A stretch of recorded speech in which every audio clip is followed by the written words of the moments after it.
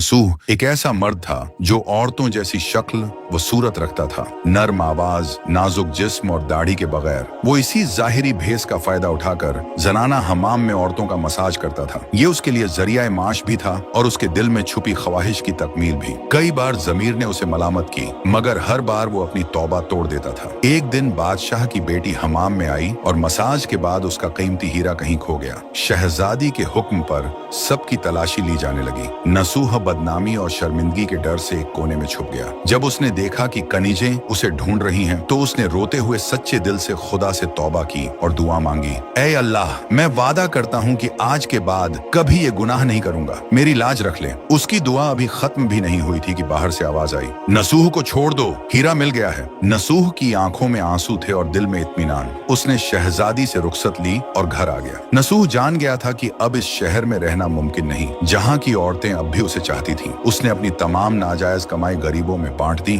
और शहर छोड़कर एक वीरान पहाड़ी पर चला गया। वहाँ वो अल्लाह की इबादत में मशगूल हो गया। एक दिन उसे एक भैंस नजर आई जो घास चर रही थी। उसने सोचा कि ये किसी चरवाहे की होगी और जब तक उसका मालिक न आए वो इसकी देखभाल करेगा। कुछ दिन बाद एक तिजारती काफिला रास्ता भूलकर वहाँ पहुंचा। प्यास की शिद्दत से निढाल ताजिरों को नसूह ने अपनी भैंस का दूध पिलाया और सबको सैराब कर दिया। नसूह के अच्छे अखलाकन से मुतासिर होकर ताजिरों ने जाते हुए उसे बहुत सारा माल बतौर तोहफा दिया। नसूह ने इन पैसों से वहाँ एक कुआं खुदवा दिया। आहिस्ता आहिस्ता उस कुएं के इर्द गिर्द लोग बसने लगे और इमारतें बनने लगी।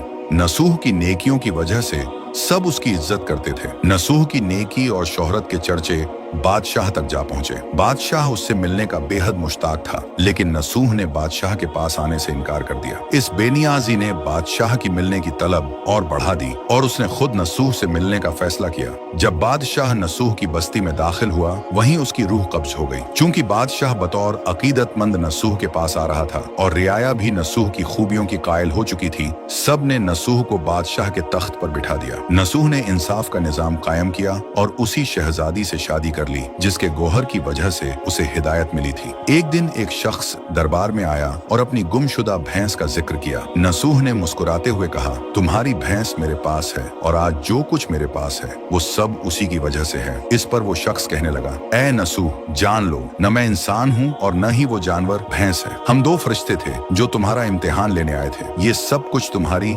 सच्ची तौबा का नतीजा है। ये कहकर वो दोनों फरिश्ते नजरों से गायब हो गए। इसी वजह से सच्चे दिल से की गई तौबा को तौबा नसूह कहते हैं।